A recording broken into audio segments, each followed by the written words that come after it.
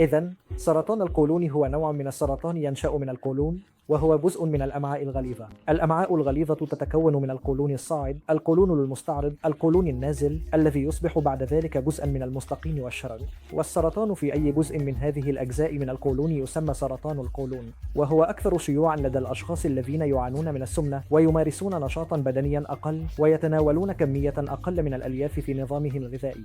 هذه هي الأسباب الأكثر شيوعا لنمط الحياة التي تؤدي إلى سرطان القولون.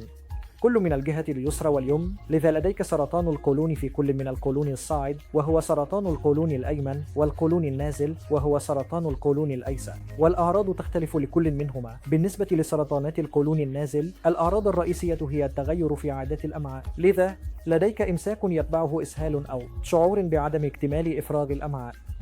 أحيانا يمكن أن يكون هناك دم مختلط مع البراز أو دم بمفرده عند التبرز. بالنسبة للقولون الصاعد، الأعراض الأكثر شيوعاً هي أشياء مثل الألم في الجزء السفلي الأيمن من البطن، وأيضاً التعب وفقدان الدم، مما يؤدي إلى انخفاض في الهيموغلوبين فتبدو العيون شاخبة، ويكون المرضى أكثر تعباً من المعتاد.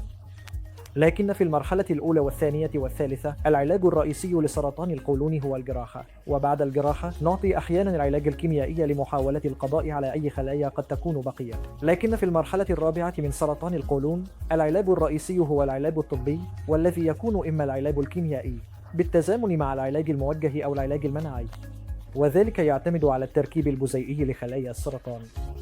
محاولة الوقاية من سرطانات القولون أمر صعب جدا. من الواضح أن بعض التعديلات في نمطنا الحياة، مثل تعديل النظام الغذائي وزيادة النشاط البدني والحفاظ على وزن جسم نحيف، عادة ما يساعد في الوقاية من سرطانات القولون، تقليل خطر الإصابة بسرطانات القولون.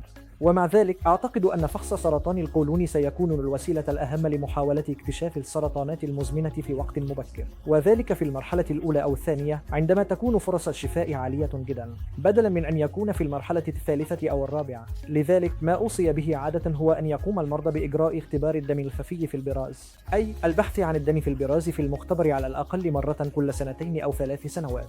وإذا كان لدى شخص ما خطر مرتفع جدا لتطوير سرطانات مزمنة، مثل وجود تاريخ عائلي قوي للسرطانات المزمنة، فيجب عليه إجراء تنظير القولون مرة كل 5 إلى 10 سنوات.